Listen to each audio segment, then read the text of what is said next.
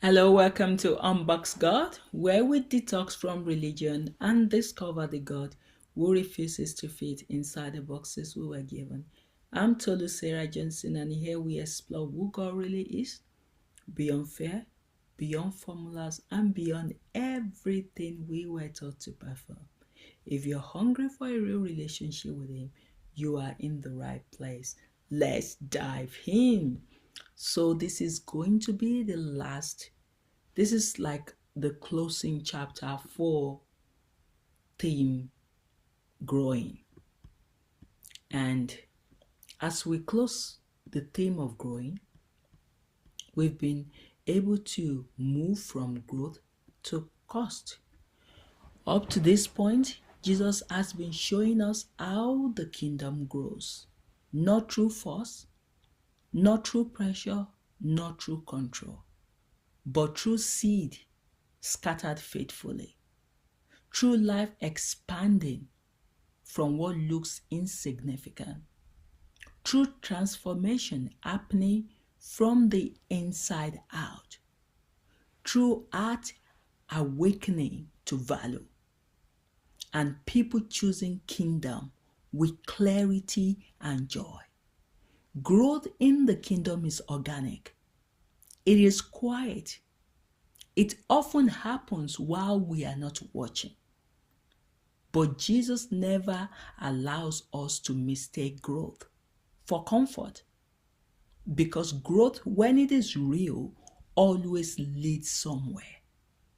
And you cannot expect to grow if you are not going to change, to come out of your comfort zone. Growth is going to be painful and is going to be pleasant at the same time. But the result thereof will always be what is. What growth produce? By the time we reach the end of this parable, something has shifted. The soil is no longer the issue. The seed has already been sown. Through these words, the yeast has already walked through the door. The treasure has been found. The pearl has been recognized. The old containers have begun to crack. Growth has done its work. And now a deeper question rises. What will you do with what has grown? Because the kingdom does not grow in us just for our enrichment. It grows to rearrange our priorities. That's what we learn from the messages we heard from Mary Magdalene today, from the conversations we have with Evan. Growth should rearrange your priorities. Your love for God, your love for Jesus should arrange your priorities. That is when you will know you're growing. It grows to claim our allegiance. Yes, it grows to redefine what matters most. What matters most to you has to be redefined. When my husband went home to be with the Lord, what matters to me changed drastically. And what matters to me became the kingdom of God. And that is where my desire, that is where I sow every of my resources. So, at first, growth feels gentle. It feels like insight. It feels like understanding. It feels like awakening. It feels like freedom.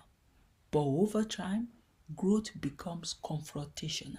Not harshly, but honestly. It asks, what can no longer stay?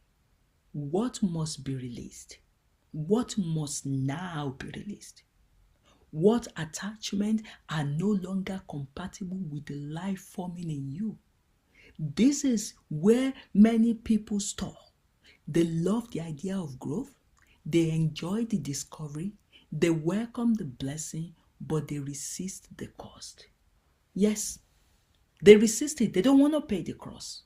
So while growth always leads to sacrifice, that is the next theme we'll be talking about. Jesus never separated growth from surrender. Every seed that grows must break open. Every wineskin that expands must be made new. Every treasure worth keeping will eventually ask to be chosen over everything else. Growth reveals value. Sacrifice proves. Growth shows us. Growth shows you what the kingdom is.